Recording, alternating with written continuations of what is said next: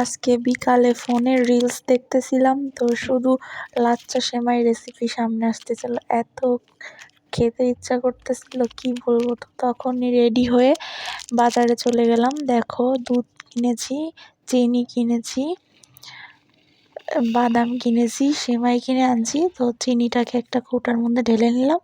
এখন দুধটাকে গরম করতে দিব।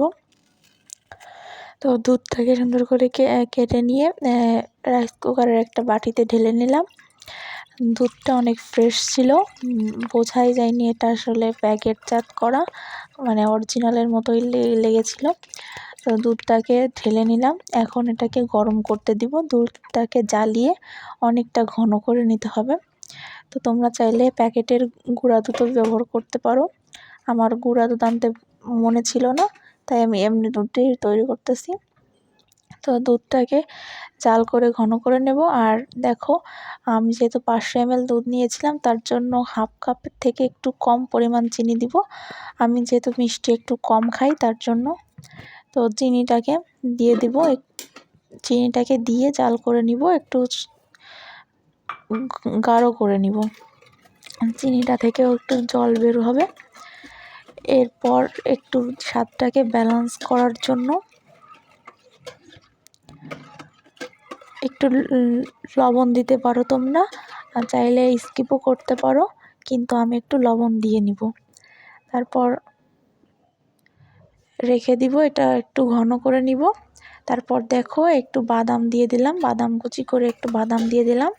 এরপরে দেখো অনেকটা ঘন হয়ে গিয়েছে।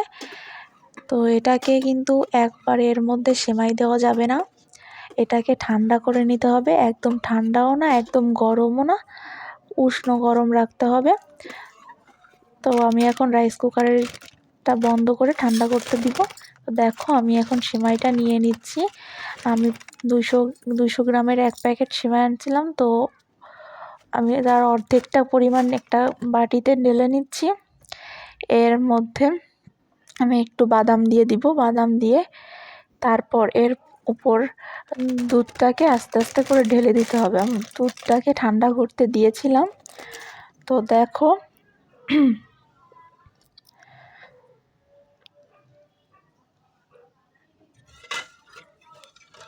এখন আস্তে আস্তে করে দুধটাকে আমি এর মধ্যে দিয়ে দিব।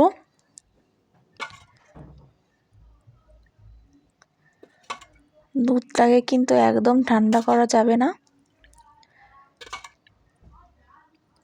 এখন একটু দুধের পরিমাণ বেশি মনে হইতে পারে, কিন্তু একটু পরে একদম পারফেক্টলি হয়ে যাবে, মানে একদম টেনে নিবে জিনিসটা, টেনে নিবে দুধটাকে। তো ঠিকঠাক হয়ে যাবে। দেখো, এরপর আমি একটু বাদাম ছড়িয়ে দিব। বাদাম দেওয়ার পরে এটাকে 10 মিনিটের জন্য রেখে দিতে হবে। 10 মিনিট পরে রেসিপিটা তৈরি হয়ে যাবে। তো দেখো,